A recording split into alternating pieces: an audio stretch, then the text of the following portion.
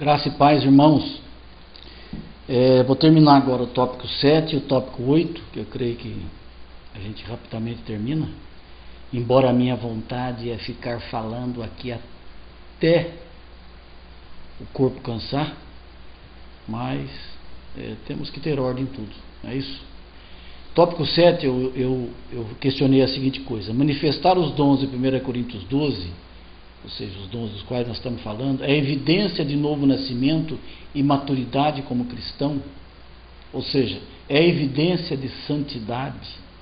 E quando eu falo santidade, não é perfeição, sabemos que não, mas realmente indica que nós estamos vivendo uma vida separados para Deus cada vez mais.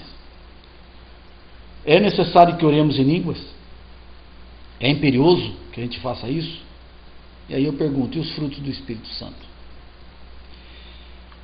Eu quero dizer para vocês, irmão, que eu creio, e o meu entendimento, por tudo que nós já vimos, por todo o contexto da palavra de Deus, que primeiro, não é evidência de novo nascimento e de maturidade cristã o ser humano ou o cristão manifestar dom de línguas. Também não é necessário que nós oremos em línguas, não é imperioso, não é determinante, assim como também não é necessário que a gente seja batizado nas águas para ser salvo antes de nós morrermos, como também não é necessário, mas não é determinante, mas é necessário que nós participemos da ceia, por exemplo. Ou seja, o que eu quero dizer com isso? O bom ladrão, aquele que se converteu na cruz ao lado de Jesus Cristo, não teve tempo sequer para pensar em ser batizado, talvez nem tenha, obviamente, ali pelo tempo não recebeu essa ministração, quanto muito participar da ceia do Senhor. E foi salvo. Hoje mesmo estarás comigo no paraíso. Então, irmãos, a resposta é não e não. Uma coisa é ser condição para a salvação, outra coisa é ser do agrado e do coração de Deus. Se nós perguntarmos, é do agrado e do coração de Deus? Sim, está na palavra de Deus, Paulo exorta e nós temos que nos exortarmos uns aos outros a que busquemos os melhores ou busquemos os dons. Mas não é imperioso. Eu coloquei esse item porque muitas igrejas e muitos grupos cristãos colocam como sendo ausência de conversão, ausência do Espírito Santo de Deus, ausência de novo nascimento, se não for, primeiro o que dizem, e eu vou tratar disso no outro dia, numa outra ministração, se não for batizado pelo Espírito Santo e se não manifestar dons, principalmente de línguas. Veja como todas as coisas se encaixam para eles, segundo o interesse deles. Batismo com o Espírito Santo. Eu quero um dia falar para os irmãos que da forma que eles ensinam não é bíblico. Por que línguas? Porque volta àquela velha questão, é muito fácil fingir que Deus está manifestando línguas em mim, ou qualquer um de nós. É muito fácil, é muito fácil. Então, o ensino de que é imperioso é tão diabólico quanto eu falar que devemos guardar o sábado da forma que os adventistas guardam, e se isso não acontecer, nós não somos salvos, ou não seremos salvos. Enfim, são doutrinas que homens, num dado momento da vida deles, ou por má intenção, como eu falei, ou porque foram levantados para o inferno, e portanto são joios, ou porque se desviaram da verdade, se encantaram e abriram concessões à mentira e à carne, pregam e ministram. E quanto a estes e quanto a essas doutrinas, nós temos que estar atentos pela palavra de Deus, a repudiar no nome de Jesus e a ensinar a verdade. E digo mais, irmãos, no capítulo 14, verso 6, vou repetir esse verso, Paulo fala de novo, ou seja, não é um desestímulo, mas é para chamar a atenção daquilo que realmente tem importância e tem mais valor diante de Deus. E agora, irmãos, se eu for ter convosco falando em línguas, que vos aproveitaria se não vos falasse por meio da revelação da ciência, da profecia ou da doutrina? O que adianta eu orar em línguas se não houver interpretação e se não houver da minha boca também a pregação do Evangelho? E sendo mais audacioso, tem uma passagem no livro de Mateus, no capítulo 7, que é uma forma que eu entendo e que muitos irmãos maduros já me questionaram e colocaram em dúvida, mas está na palavra de Deus, e da forma que eu entendo eu vou colocar para vocês. Questionem o que eu vou colocar para vocês agora diante de Deus.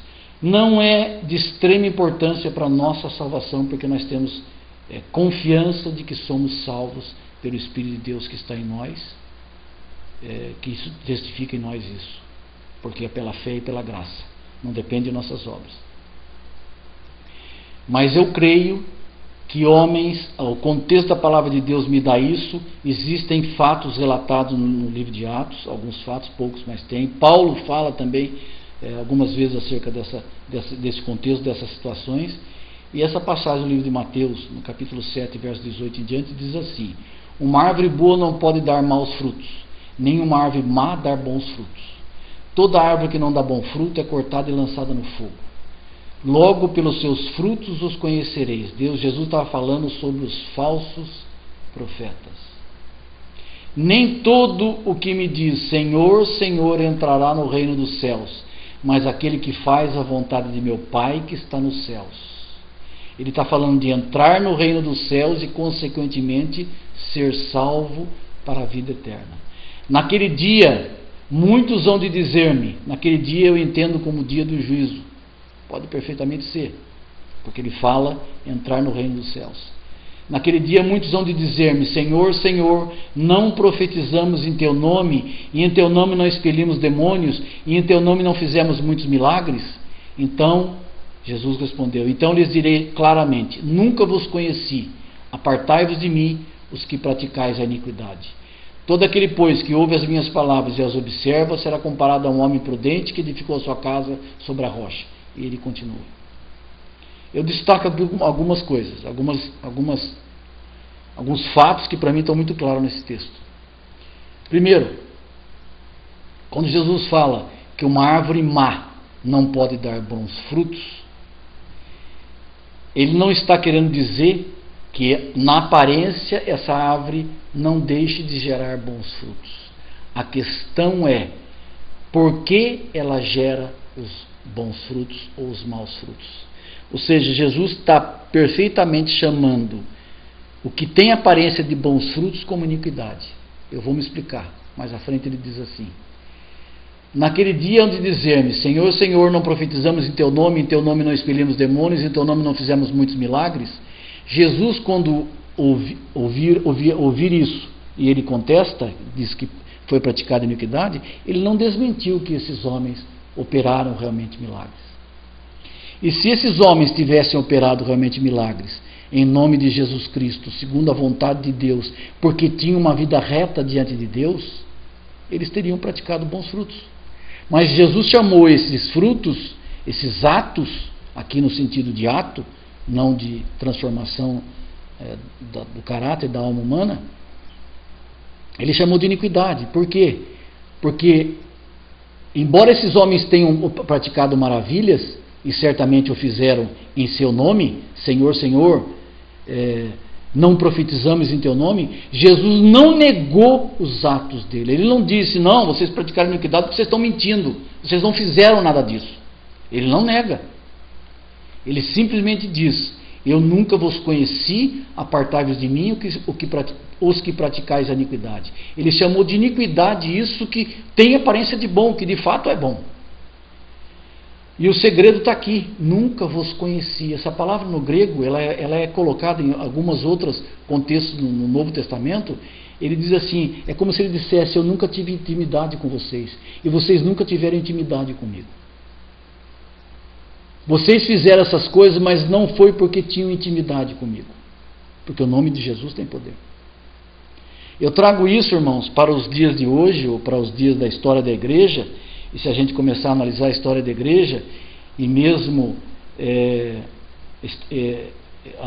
analisar a vida de alguns historiadores, de alguns reformadores, inclusive, e mesmo hoje, na mídia, ou nessas igrejas que eu disse agora há pouco, pentecostais, eu já vi milagre acontecer em nome de Jesus Cristo, E esses milagres foram provocados pela confissão do poder que há no nome de Jesus, por bocas de homem que testemunhavam terem uma vida não condizente como filhos de Deus. Falsos pastores, pregando um evangelho que não é o evangelho de Jesus Cristo. E eu entendo esse texto como essa realidade. Então, me perdoem os irmãos que discordam de mim, discordam frontalmente, e eu peço, se houver algum que discorde, que me apresente na palavra de Deus e me ensine de uma forma diferente, porque esse é o meu entendimento nessa questão. E isso me evidencia mais ainda pelo contexto de que dons não santifica e não transforma caráter e alma de ninguém. É a comunhão com a palavra de Deus, com a seiva, com a água, com o próprio Cristo, com o Verbo, é que muda a nossa natureza e faz-nos ser cada vez mais obedientes e semelhantes à imagem de Jesus Cristo, semelhantes a Ele. É a palavra, nascer da água e do Espírito. Então, respondendo a esse tópico 7, eu digo para vocês que não evidencia nenhuma santidade diante de Deus, e por isso mesmo deve ser buscado sem ansiedade e sem necessidade de falar, de querer mostrar para si, ou de preocupação de querer mostrar para si, que fala, puxa, eu não estou crescendo no conhecimento de Deus porque Deus não opera nada através da minha vida. Pelo contrário, irmão, irmã, ministra o Evangelho e viva aquilo que o Paulo nos deu e que eu vou contar agora no final. Vocês vão entender melhor. Amém, irmãos? Em nome de Jesus Cristo. E o tópico 8, já partindo para o final, eu quero dizer sobre esse tópico 8 para mostrar para vocês que nem sempre fatos de novo nascimento e de transformação de vidas e de conversão foram acompanhados de manifestação de dons através do Espírito Santo de Deus. Ou seja, homens se converteram e não mostraram instantaneamente, no mesmo momento, como muitas igrejas ensinam, que quando tem igreja que ensina, tem homem que ensina que o sinal de que você se converteu é ser batizado no Espírito Santo, que eu já falei que não creio da forma que eles creem, e manifestar línguas ou algum dom. Isso é mentira, isso não é bíblico. Deus tem o seu momento e tem o seu propósito para cada um de nós. Nós, quando nos convertemos, fazemos parte de um corpo, e Ele tem um ministério para cada elemento do corpo, da forma que aprouver a Ele.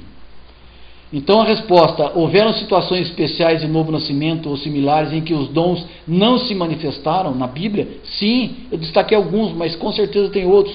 Se a gente começar a pesquisar, a gente vai ver muitos outros. Eu digo para você, por exemplo, quando Jesus soprou o seu Espírito sobre os discípulos em João 20, 21, 22, e lá diz assim, olha,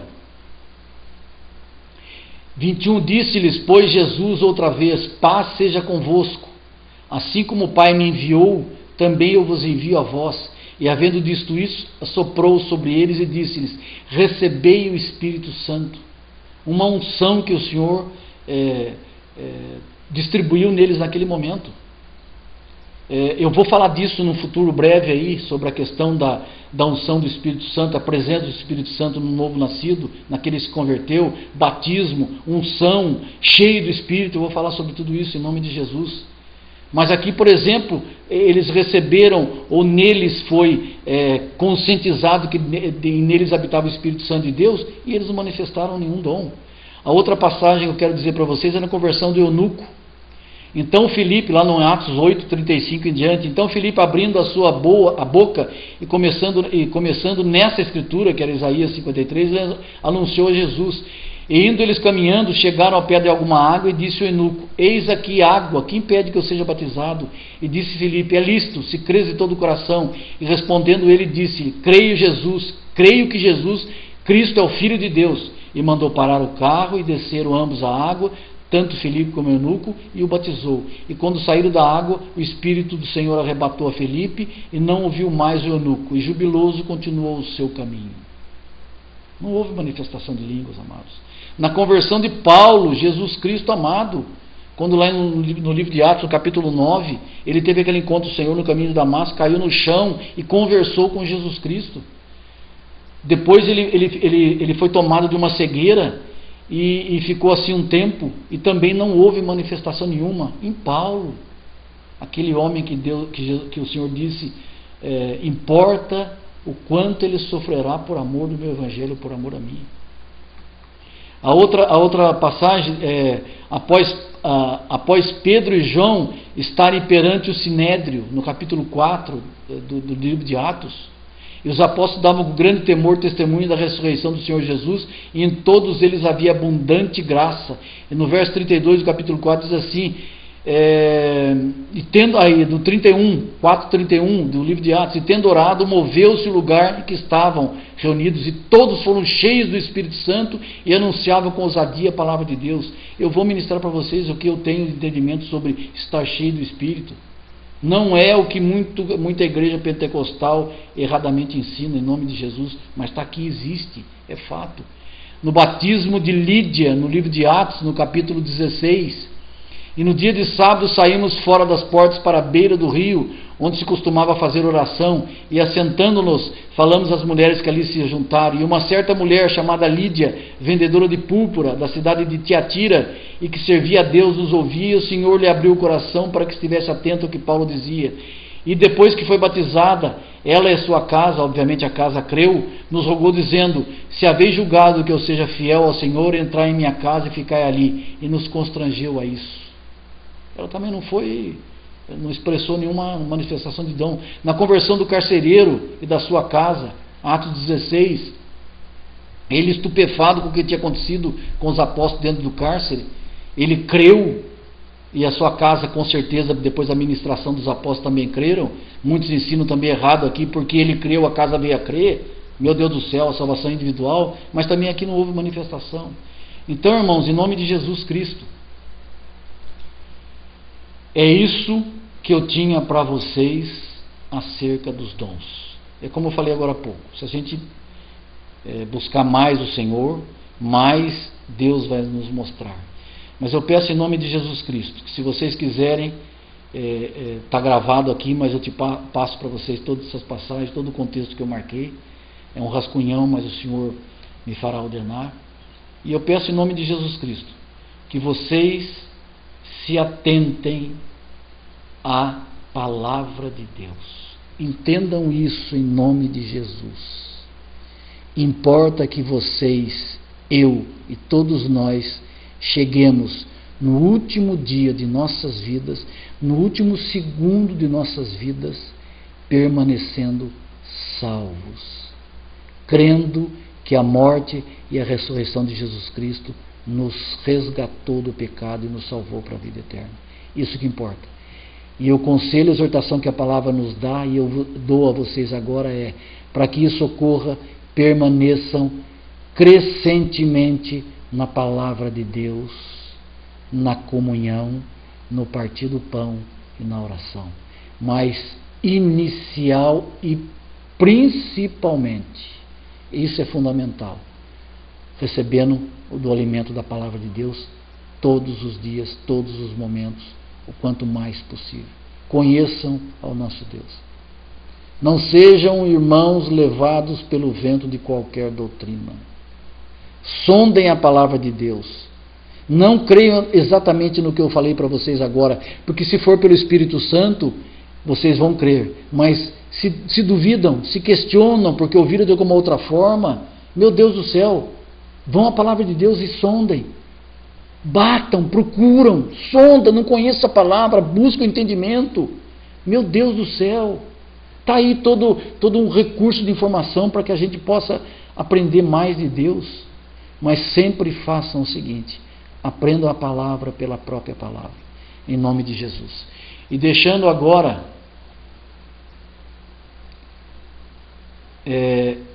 uma última coisa para vocês, a mesma coisa que Paulo deixou para os coríntios depois da exposição do capítulo 12 da primeira carta aos coríntios.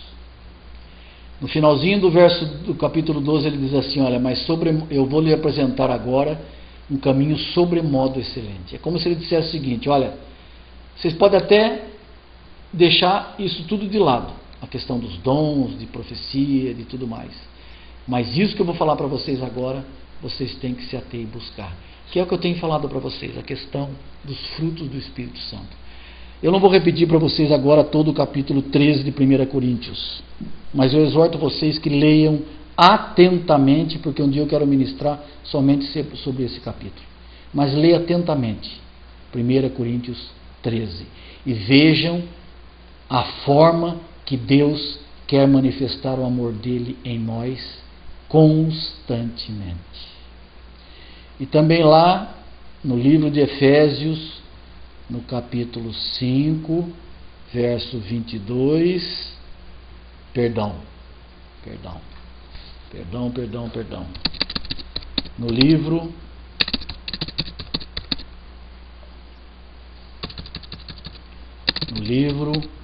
de Gálatas,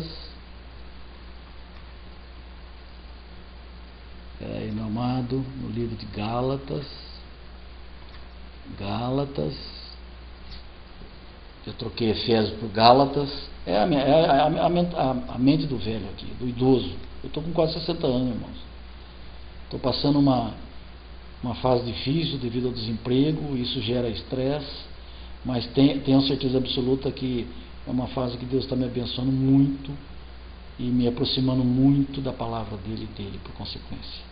Mas o que importa é isso, irmãos. Gálatas 5:22. Que isso seja verdade na nossa natureza, no nosso ser, na nossa alma, na nossa ação, na nossa reação. Que esses frutos sejam verdade em nossa vida, no nosso interior. Que a palavra de Deus nos transforme para esse alvo aqui, cada vez mais. Se nós somos carentes de uns e de outros, que o Senhor Deus nos aperfeiçoe cada vez mais. Mas o fruto do Espírito Santo e notem bem, aqui está no singular, fruto. O que o Espírito Santo deseja em nós é manifestar todos esses atributos. É transformar-nos em todos esses atributos de uma vez só. O fruto do Espírito é o amor, o gozo, a paz, a longanimidade, a benignidade, a bondade, a fidelidade, a mansidão e a temperança. Contra tais coisas não há lei. Algumas traduções trazem caridade no lugar de amor. Eu prefiro amor. Caridade na nossa língua significa alguma coisa de obra. Esquece, amor. E traz também no lugar de fidelidade, traz fé, que é um dom. A tradução correta é fidelidade. Em nome de Jesus Cristo, que o Senhor Deus, através do seu Espírito e através da sua ação do Espírito em nós, nos dê sede pela palavra de Deus cada vez mais, para que esse fruto seja realidade cada vez maior na nossa natureza, na nossa ação, na nossa reação, para com a igreja e para com o mundo, para com a nossa família, para com a igreja e para com o mundo, em nome de Jesus Cristo. Amém. Louvado seja o santo Deus. Que Deus te abençoe e te guarde. E um beijo para vocês todos. E para o Sandrão, que tem sido instrumento de Deus na minha vida real, como Deus me fez um dia ser na vida dele.